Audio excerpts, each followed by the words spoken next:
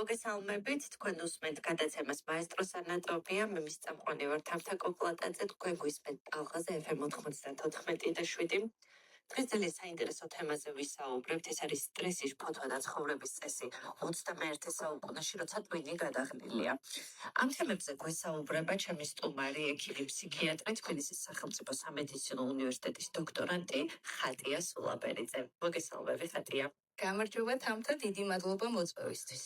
მადლობას გიხდის სტუმრობისთვის, ძალიან საინტერესო თემა გვაქვს 21 საუკუნეში, განსაკუთრებით ახლა ჩვენ დროს თანამედროვე პერიოდი ძალიან პრობლემური გახდა ის, რომ მიმართვიანობა დიდია ფსიქიატრებთან, იმიტომ რომ ცხოვრების წესი ჩვენი გადაღლა, მუდმივი სტრესის ფოთვა, ეს ყველაფერი იწვევს პრობლემებს და მიხარია, რომ ამ თემაზე სასაუბროდ გვესტუმრე და ჩვენს მსმენელებს მაქსიმალურად მივაწოდებთ ინფორმაციას ამ თემებთან დაკავშირებით. მოდი დავიწყოთ თავიდან, მას ნიშნავს სტრესი 21 საუკუნის ენერგიული ცხოვრების ფონზე. სტრესი არის ორგანიზმის ბუნებრივი დაძაბულობა, როდესაც მოთხოვნილება აღემატება იმ ენერგიასა და რესურსს, რომელიც იმ მომენტში გვაქვს. მნიშვნელოვანია გვახსოვდეს თამთა, რომ სტრესი მხოლოდ ცუდი ემოციების შედეგი არ არის. ზედმეტი სიხარულიც, ახალი გამოცდილებაც, დიდი ცვლილებაც შეიძლება გახდეს სტრესის წყარო. სტრესი უბრალოდ ნიშნავს, რომ ჩვენი ნერვული სისტემა უფრო ძლიერ სიგნალს იღებს, ვიდრე ჩვენ შეგვიძლია ამის გადამუშავება. ნორმალურ პირობებში აი ამ დაძაბულობას სიმშვიდე მოსვენება აბალანსებს, მაგრამ აი თქვენ როგორც აღნიშნეთ, ხომ 21 საუკუნეში ცხოვრება იმდენად აჩქარდა, რომ ეს ბუნებრივი დასამუხტი პაუზები, რომელიც შეიძლება ჩვენ გვქონდეს, ხშირად საერთოდ არ გვაქვს. ტვინი მუდმივად იღებს ინფორმაციას, ტელეფონი არასდროს ჩერდება, სამუშაო და სოციალური ვალდებულებები იზრდება და სხეული დღიდან დღემდე გვიგზავნის მეშიც. გადატვირთული ვარ, მაგრამ სამწუხაროდ ჩვენ ვერაფრით პასუხობთ. ამ ყველაფრის გამო სტრესი დღეს ასე გავრცელებულია, ეს არ არის მხოლოდ ემოციური ფონი, ეს არის ჩვენი ეპოქის სწრაფი, დატვირთული და უწყვეტ რეჟიმში მიმდინარე ცხოვრების შედეგი. მართლა ასე საგანგაშოდ არის გაზრდილი შფოთვა და დეპრესიული მდგომარეობები ბოლო წლებში? დიახ, სამწუხაროდ შფოთვა და დეპრესია ბოლო წლებში მნიშვნელოვნად გაიზარდა. მსოფლიო მასშტაბით დაახლოებით 1 მილიარდ ადამიანს აქვს ფსიქიკური დარღვევები, პანდემიამ კი ეს მაჩვენებელი კიდევ 25%-ით გაზარდა. დღევანდელი რეალობა განსაკუთრებით გამოწვევებით არის სავსე, ეს იქნება როგორც ვახსენე პანდემია, ომი, ეკონომიკური კრიზისები, ადამიანები ფსიქიკურ მდგომარეობაზე ძლიერ გავლენას ახდენს და ამ მოვლენებმა ბევრ ადამიანს დაუკარგა მართლაც სიმშვიდე და ეს არის ზუსტად შფოთვის და დეპრესიის საფუძველი. ეპიდემია გახდა, ასე ვთქვათ, სტრესი. დიახ, სტრესი დღეს ეპიდემია გახდა, რადგან ადამიანი მუდმივად ცხოვრობს გაურკვევლობაში, მომავალზე, უსაფრთხოებაზე, ჯანმრთელობაზე, ფინანსებზე ფიქრში არის. როცა გონება ვერ გრძნობს სტაბილურობას, სტრესი მატულობს და ამიტომ გახდა ის ჩვენი დროის ყველაზე გავრცელებული მდგომარეობა. კარგად ახსენეთ და კარგი შედარება არის ეს სამწუხაროდ, რომ სტრესი დღეს ეპიდემიად იქცა, რადგან სამყარო, როგორც ვახსენეთ, ძალიან სწრაფად და მოულოდნელად იცვლება. აი მაგალითად ინფორმაციებს, რასაც ჩვენ ერთ დღეში ვიღებთ, ჩვენი წინაპრები ამას თვეებს ანდომებდნენ და რა თქმა უნდა ეს ყველაფერი ქმნის სტრესულ საზოგადოებას. ტექნოლოგიები, სმარტფონი, სოციალური მედია, ესენი თუ თამაშობს რამე როლს ამ ჩვენ სტრესულ ცხოვრებაში? ტექნოლოგიები ერთის მხრივ სასარგებლოა, მაგრამ მეორეს მხრივ სტრესის ერთ-ერთ მთავარ გამაძლიერებლად იქცა ნამდვილად. ტექნოლოგიებმა ჩვენი ყოველდღიურობა საკმაოდ შეცვალა. სმარტფონი მუდმივად გვართმევს ყურადღებას, მოლოდინში ვართ შეტყობინების, ზარების, ახალი ინფორმაციების. ტვინი ვერ ასწრებს ამდენი ინფორმაციის გადამუშავებას და სწორედ აი აქედან გამომდინარე არის, რომ სოციალური მედიაც ხო, რომელშიც ჩართული არის დღეს არ მეგულება ადამიანი თითქმის ძალიან ბევრი ადამიანი არის ჩართული აი ამ ნაკადში და ეს ემოციურ რეაქციებს იწვევს, რა თქმა უნდა. ადამიანი ხშირად უფრო მეტად აკვირდება სხვებს, ვიდრე საკუთარ თავს, რის შემდეგაც სქრება ის ბუნებრივი რიტმი და შინაგანი ბალანსი, როდესაც რეალურ ურთიერთობასა და დასვენებას ნაკლები დრო რჩება და ეს ყველაფერი სტრესს კიდევ უფრო მეტად აძლიერებს. მედიას რაც შეეხება სამწუხაროდ უარყოფითად მოქმედებს ისიც სტრესულ გარემოზე, იმიტომ რომ უარყოფით ინფორმაციას უფრო მეც ვიღებთ მისგან, ვიდრე დადებიც. ტვინში რა ხდება მაშინ, როცა ადამიანი შფოთავს? როდესაც ადამიანი შფოთავს, ტვინში აქტიურდება, ასე ვთქვათ, საფრთხის დეტექტორი, ამიგდალა, ის აგზავნის სიგნალს, თითქოს რაღაც საშიშია და მიუხედავად ამისა, რეალური საფრთხე არის თუ არა, ანუ ის მაინც განგაშს იწყებს უკვე. ამ სიგნალს ააქტიურებს სხეულის სტრესული სისტემა. იზრდება ადრენალინი, კორტიზოლი, ჩქარდება სუნთქვა, გულისცემა. ამ დროს ტვინი ყურადღების მხოლოდ შესაძლო საფრთხეზე იწყებს კონცენტრირებას და ამავდროულად ნელდება გონების დამამშვიდებელი ცენტრი, პრეფრონტალური ქერქის მუშაობა, რომელიც გვეხმარება სიტუაციის რაციონალურ შეფასებაში. ამიგდალა ზედმეტად ხმამაღლა ლაპარაკობს, მარტივად რომ ავხსნა, ხოლო პრეფრონტალური ქერქი გაჩუმებულია და სწორედ ამის დისბალანსი ქმნის შფოთვას. სტრესი და შფოთვითი აშლილობა როგორ უნდა განვასხვაოთ? თქვენ რამდენიმე ისეთი სიტყვა ახსენეთ, ცოტა სამედიცინო და ჩვენ მსმენელებმა, წამყვანებმა, რომლებიც არ ვართ ექიმები და სპეციალისტები ამ თემის, როგორ შეიძლება განვასხვაოთ სტრესი და შფოთვითი აშლილობა? როგორ უნდა მივხვდეთ? აი ნახეთ, სტრესი არის ნორმალური დროებითი რეაქცია კონკრეტულ სიტუაციაზე. ეს იქნება გამოცდა, კონფლიქტი, გადახლა, გადატვირთვა, თუ სხვადასხვა ესეთი მიზეზები და სტრესი ასე ვთქვათ, როდესაც ჩნდება ორგანიზმი თანდათან შემდეგ უბრუნდება მაინც ბალანსს. ხო, სტრესის გარეშე მოგეხსენებათ, რომ არ არსებობს ადამიანი, მე ჩემ პაციენტებს ხშირად ვეუბნები, რომ ღმერთთან უკნას, რომ თქვენ არ გქონდეთ სტრესი და არ გქონდეთ შფოთვა. და ის სტრესის დროს ეს ხშირი არის, რომ თანდათან დაუბრუნდეს ეს ორგანიზმი, მაგრამ შფოთვითი აშლილობა უფრო ხანგრძლივი არის და გამუდმებითი მდგომარეობა არის, როდესაც შფოთვა შესაძლოა არ უკავშირდებოდეს რამე მოვლენას. ან მიზეზი საერთოდ უმნიშვნელო იყოს, მაგრამ განცდა ძლიერია. სიმპტომები შფოთვის შეიძლება გაგრძელდეს კვირები, თვეები და ხელს უშლის ყოველდღიურ ფუნქციონირებაში ადამიანს. ცილის მუშაობა, ურთიერთობები ამათ აფერხებს. მოკლედ რომ ვთქვათ, სტრესი რეაქცია სიტუაციაზე, შფოთვითი აშლილობა მდგომარეობაა, რომელიც თავად ხდება პრობლემის წყარო. პანიკური შეტევა რა არის? აი როგორ იწყება ვთქვათ და რას გავს? პანიკური შეტევა თვითონ სიტყვაც გვეუბნება. ამას პანიკური შეტევა არის თვალის დახამხამებაში განვითარებული ძლიერი შიში და საფრთხის განცდა.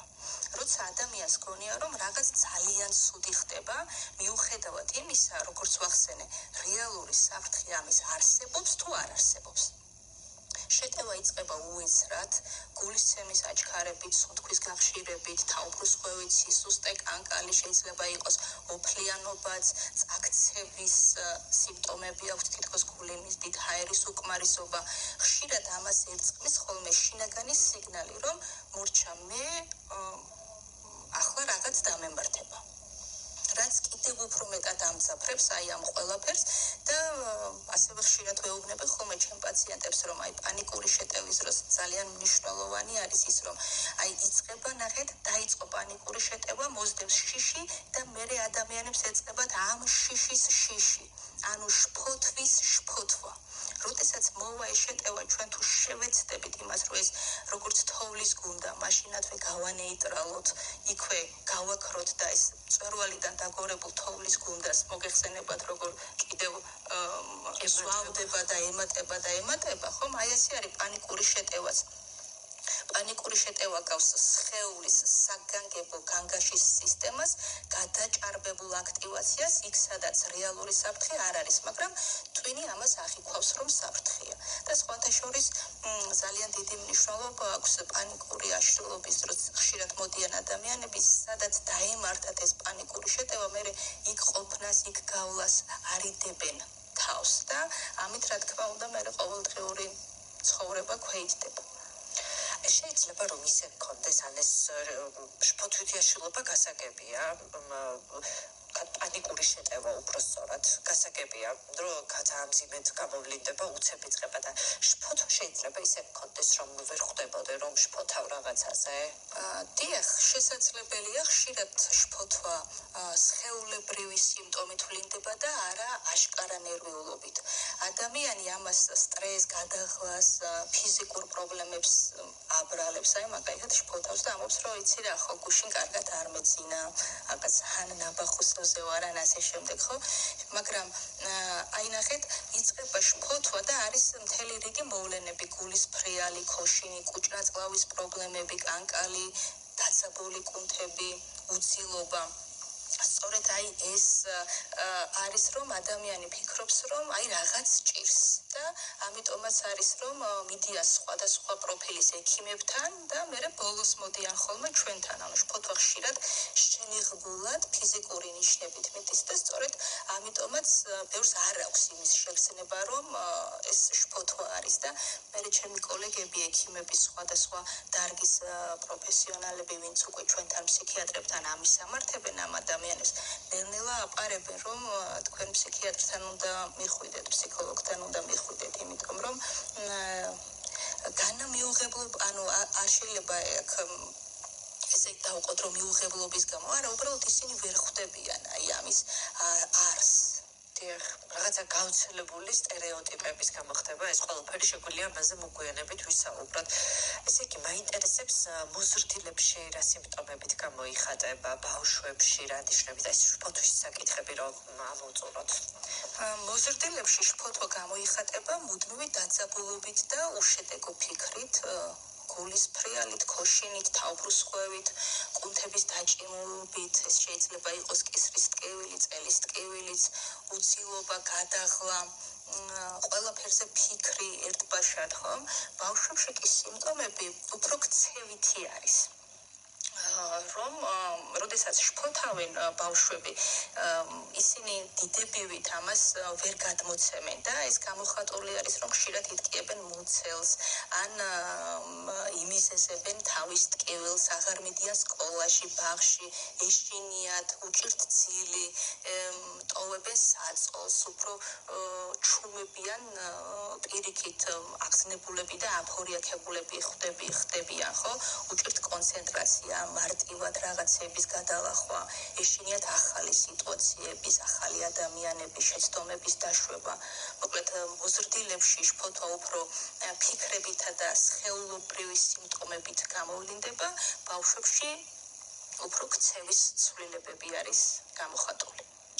ხათია, ქრონიკულად სტრესულ ორგანიზმს რა სიმპტომები აქვს? ქრონიკული სტრესი ორგანიზმს ნელ-ნელა ასუსტებს და სიმპტომებით სხვადასხვა მიმართულებით ჩდება. ფიზიკური ნიშნები, მაგას ძილის დარღვევები, გულის ფრიალი, კუნთების დაჭიმულობა, იგივე გვაქვს ხო, რაც ვახსენეთ, ემოციური ქცევითი ნიშნები არის, გაღიზიანება, მოუთმენლობა, ვერ ჩერდებიან ერთ ადგილას, მოტივაციის დაკარგვა, კონცენტრაციის გაუარესება, გადაჭარბებული ფიქრები. მოკლედ, ქრონიკული სტრესი არ არის მხოლოდ დაღრილობა. ის მოქმედებს გულზეც, იმუნიტეტზეც, კუჭზეც, ემოციებზეც და ქცევაზეც. ანუ ხასიათი იცვლება ფაქტობრივად ადამიანის სტრესის გავლენით. დიახ. გასაგებია. აგრესია, გაღიზიანება, მოუთმენლობა ესენი შეიძლება რომ გამოიწვიოს სტრესმა. რა თქმა უნდა, სწორედ გამოიწვევა აი ეს ყველაფერი იმუნიტეტზეც ძალიან მოქმედებს. იმუნიტეტსაც რა თქმა უნდა, სტრესის დასაწყისში იმუნიტეტი თითქოს აქტიურდება, მაგრამ თუ ეს მდგომარეობა ხანგრძლივია, იქ იკლებს ლეიკოციტების აქტივობა ორგანიზმში უფრო ადვილად იღებს ორგანიზმი, ადვილად იღებს ვირუსს, ქრება ინფექციებთან სწრაფი პასუხის უნარი, ჭრილობები ნელა ხორცდება, ხო, როდესაც დაძაბულობა და სტრესია, ქრონიკული ანთებები მატულობს. კუჭნაწლავის მხრივაც ძალიან აქტუალური არის ეს თემა, მუცლის შებერილობა, სპაზმები, ყაბზობა, დიარეა, შეიძლება გამოიწვიოს აი ეს ყველაფერი, გაღიზიანებული ნაწლავის სინდრომი დღეს ცოტა უფრო მეტად გახშირდა სხვათა შორის ბოლო პერიოდში გასტროენტეროლოგების გადმომისამართებული პაციენტები ფსიქიატრებთან. აი ზუსტად ამას წინათ ყავდა გიგა სორტია გასტროენტეროლოგი, რომელმაც ჩვენ შეფერილობაზე ვსაუბრობდით და ზუსტად ეს ახსენა, რომ ძალიან ხშირი გახდა უკვე, რომ შეფერილობის მიზეზი ბოლოს მივდივართ იქამდე, რომ არის სტრესი და უკვე შესაბამისად ამისამართებენ თქვენთან, ანუ ფსიქიატრებთან. დიახ, იქ ვაგუსის ნერვის აქტივობა ქვეისდება, ნაწლავების დამამშვიდებელი ტონუსი ქრება და კუჭ-ნაწლავი ზედმეტად გრძნობიარე ხდება. დადიან გასტროენტეროლოგებთან, იტარებენ გამოკვლევებს, მკურნალობენ, მაგრამ უშედეგოდ ხომ. მერე უკვე ფსიქიატრები ამ პრობლემას ვაგვარებთ.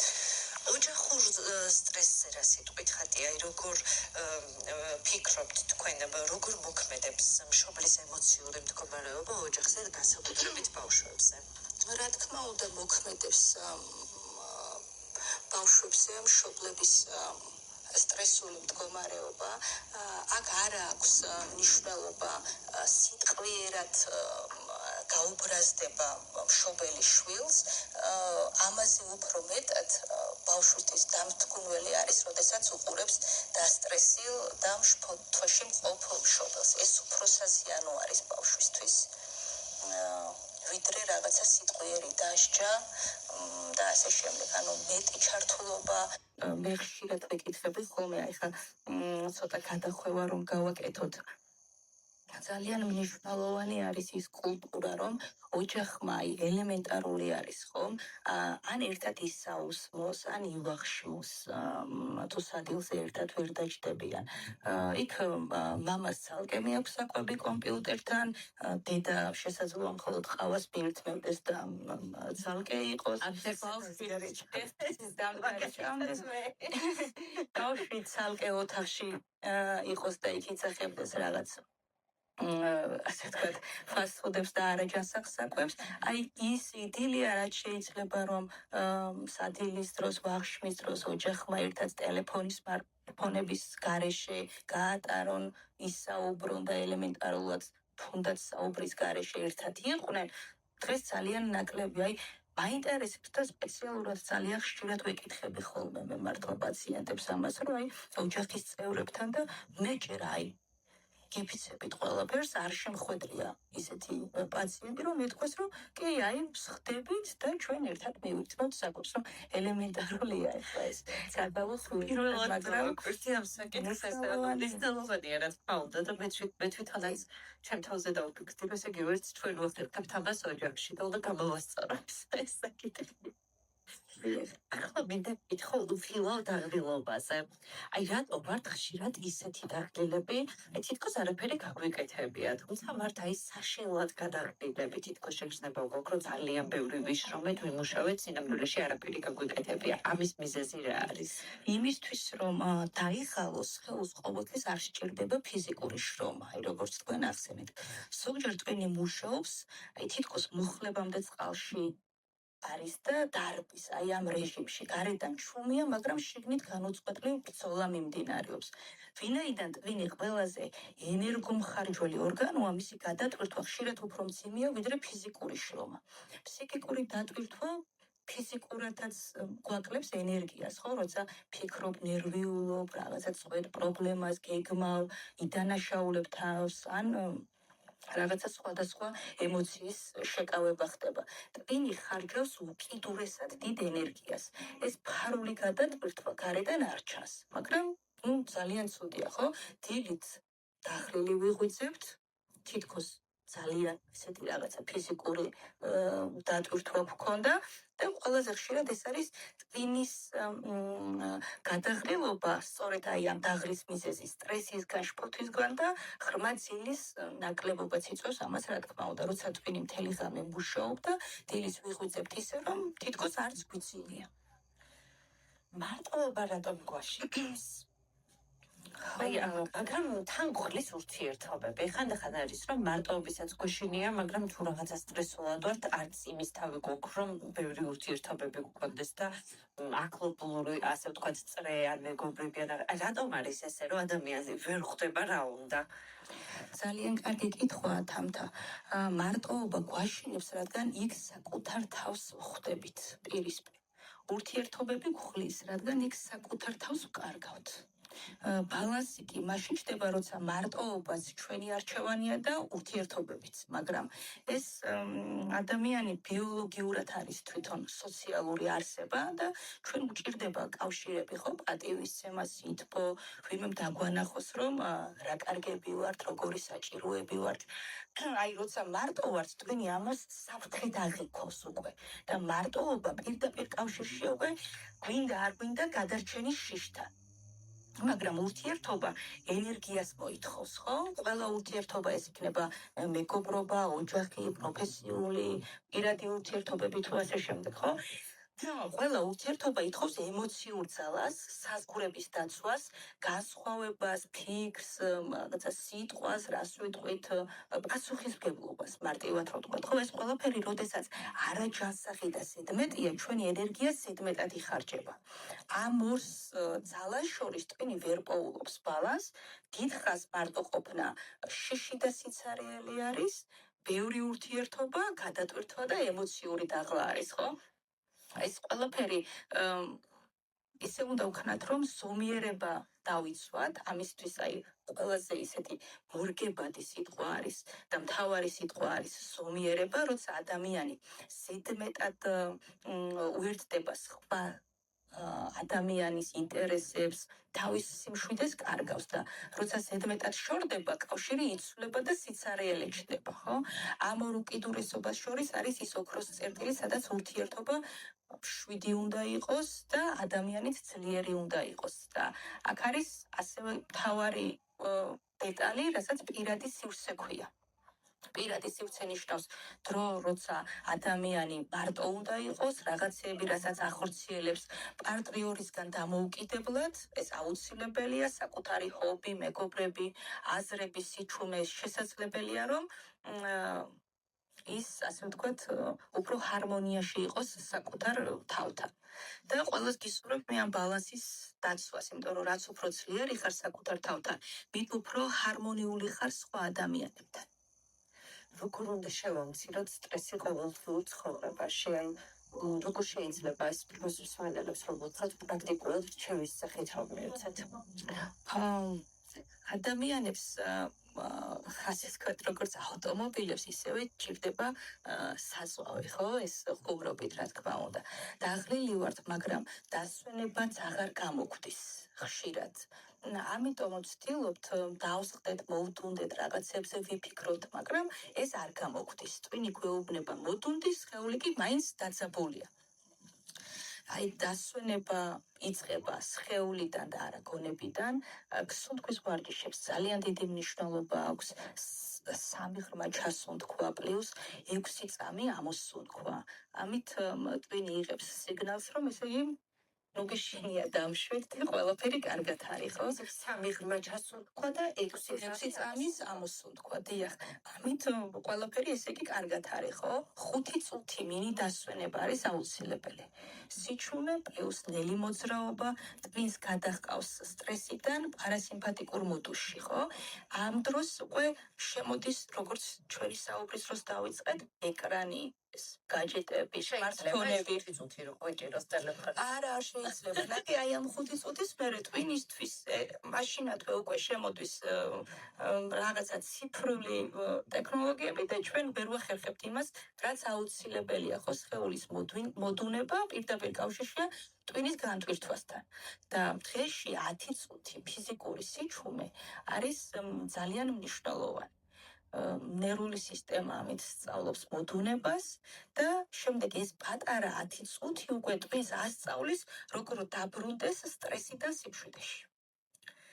აი, მსმენელებს ხშირად ირევათ ხოლმე და ზოგადად მოსახლეობას არ ირკვევა ამ საკითხში, ასე ვთქვათ, ფსიქიატრი რას აკეთებს, ფსიქოთერაპევტი რას აკეთებს, ფსიქოლოგი რას აკეთებს, აი, ვის უნდა მიმართოს ადამიანმა? ხო, მართლა ძალიან ბევრს ერევა ეს ორი პროფესია ერთმანეთისგან და შევეცდები მოკლედ გავმარტო. ანუ ფსიქიატრი არის ექიმი მედიცინის დიპლომით, ისწავლობს ასე ვთქვათ ტვინის ბიოლოგიას, დიაგნოზებს, მედიკამენტებს, ფიზიოლოგიურ პროცესებს, ანუ ფსიქიატრი აკეთებს ფსიქიკური აშლობის დიაგნოსტირებას, მედიკამენტების შერჩევას, რთული მდგომარეობების მართვას, ეს იქნება ჩვენ არ გვისაუბრია ფსიქოზე და უფრო ესე ვთქვათ რთულ ფსიქიკურ დაავადებებზე, ხო, ეს იქნება ბიპოლარული აშლილობა, შიზოფრენია თუ ასე შემდეგ. და ის მართავს კლინიკაში მყოფ პაციენტებს. რაც შეეხება უკვე ფსიქოთერაპევტს, ფსიქოთერაპევტი მუშაობს ფიქრებზე, ემოციებზე, ქცევაზე, გამოცდილებებზე. ეს შეიძლება იყოს ფსიქოლოგი, ან შესაძლოა ფსიქოთერაპევტი იყოს ფსიქიატრის, რომელსაც დამატებით აქვს გავლილი ეს ფსიქოთერაპიის ტრენინგი და ფსიქოთერაპევტი აკეთებს უფრო საუბრის თერაპიას, ტრავმებთან მუშაობს, სტრატეგიებს სახავს, როგორ შეცვალოს აზროვნება და ქცევა. მოკლედ, ფსიქოთერაპევტი არ ნიშნავს მედიკამენტებს, ის მუშაობს ფსიქოლოგიურ პროცესებზე. ფსიქიატრი პლუს ფსიქოთერაპევტი ეს არის ყველაზე ეფექტური კომბინაცია, რაც კი შეიძლება რომ ამ დარგში იყოს. ეს ორი გზა ერთმანეთს აძლიერებს და ხშირად ერთად იძლევა საუკეთესო შედეგს. ანუ მედიკამენტებს ნიშნავენ მხოლოდ ფსიქიატრები. დიახ. ფსიქიატრის გარეშე მისი მიღება არ შეიძლება, რა თქმა უნდა, შევახსენოთ ჩვენს არ შეიძლება ხო ხშირად მოდიან რომ აი მეზობელმა მირჩია, ბიძაშვილმა მირჩია, მომეწოდა, ივან მომეწოდა და რაც ძალიან ცუდია რა თქმა უნდა. ანტიდეპრესანტების ხანგრძლივ მიღებაზე გასყვეტყვით ხათია. ანტიდეპრესანტები სადაც საჭირო არის და აუცილებელი არის, აუცილებლად უნდა დაინიშნოს რაღაცნაირად მითია იმასთან მიმართებაში, რომ ესენი შეჩვევას იწვევენ, თუ ანტიდეპრესანტს დაიწყებს ადამიანი, რომ მას მერე ვეღარ გადააგდებს, ანუ ეს ასე არ არის. ანტიდეპრესანტი საკმაოდ საჭირო მედიკამენტი არის და გააჩნია დიაგნოზ, გააჩნია შემთხვევებს, ამაზე საუბარი ახლა ჩვენ შორს წაგვიყვანს, მაგრამ ანტიდეპრესანტს თუ ვიღებთ, ის უნდა მივიღოთ მინიმუმ 6-9 თვის განმავლობაში მაინც. ხალხია, მოდი ერთგვარად შევაჯამოთ ჩვენი გადაცემა, დასასრულისკენ მივედით და მინდა რომ მისცე რჩევები მშობლებს, რომ აი ვთქვათ ბავშვებს არ გადასცონ ეს თავისი სტრესი. ერთია, როდესაც ვთქვათ შენ თავს აზიანებ შენი სტრესის გამო, შენ ჯანმრთელობას აზიანებ და მეორე უკვე ეს როცა გადადის ბავშვებზე, შენს ოჯახზე. აი რა რჩევებს მისცემდი ჩვენს მსმენელებს? რაც შეიძლება მეტი დრო გაატარონ თავიანთ შვილებთან ერთად, ეს ძალიან მნიშვნელოვანი არის. აქვე პატარა მაგალითს მოვიყვან, მყავდა ერთი პაციენტი, რომელიც მარტო ხელა დედა იყო და მუშაობდა ერთ-ერთ ასე ვთქვათ სექტორში. და ყავდა მას ბავშვი, არავინ დამხმარე არ იყო და ეს ბავშვი, როდესაც სკოლას ამთავრებდა, მიდიოდა დედასთან სამსახურში და საათობით დროს ატარებდა დედის სამუშაო მაგიდის ქვემოთ. რომ ის არავის დაენახა. ხუმად ტელეფონის ხელში. რა სამწუხაროა. ესა სოფლის გაგება. სოფლის გაგება, კი და ბავშვების სტრესი იღებენ არა მშობლების სიტყვებიდან, მე როგორც თქვი, არამედ მშობლების მდგომარეობიდან. ამიტომ ყველაზე დიდი დაცვა, რაც ბავშვს შეგიძლიათ მისცეთ, არის თქვენი საკუთარი ემოციის მართვა. 7 მშობელი უდრის 7 ბავშვს. გამრთელი მშობელი რაც თავარია. ძალიან დიდი მადლობა ხათია. მე მინდა წარმატებები გისურვოთ თქვენს პროფესიულ საქმიანობაში, თქვენს პირად საქმიანობაში ასევე. ძალიან მიხარია, რომ ასეთ მნიშვნელოვან თემაზე ვისაუბრეთ. ეს 21 საუკუნის სერიოზული გამოწვევა და პრობლემაა. კიდევ ერთხელ მადლობას გიხდით, რომ იყავით ჩვენი სტუმარი. მადლობა თქვენ. მსმენელებს კი შევახსენებთ, თქვენ უსმენთ გადაცემას მაესტროს ანატომია FM 94.7-ზე. მე მისი წამყვანი ვარ თამთაკო ბოლტაძე, ჩემი სტუმარი იყო ექიმი, ფსიქიატრი, თბილისის სახელმწიფო სამედიცინო უნივერსიტეტის დოქტორანტი ხათია სულაბერიძე. გემშვიდობებით, შევხვდებით ისევ ამ დროს ორ შაბათს ნახვამდის.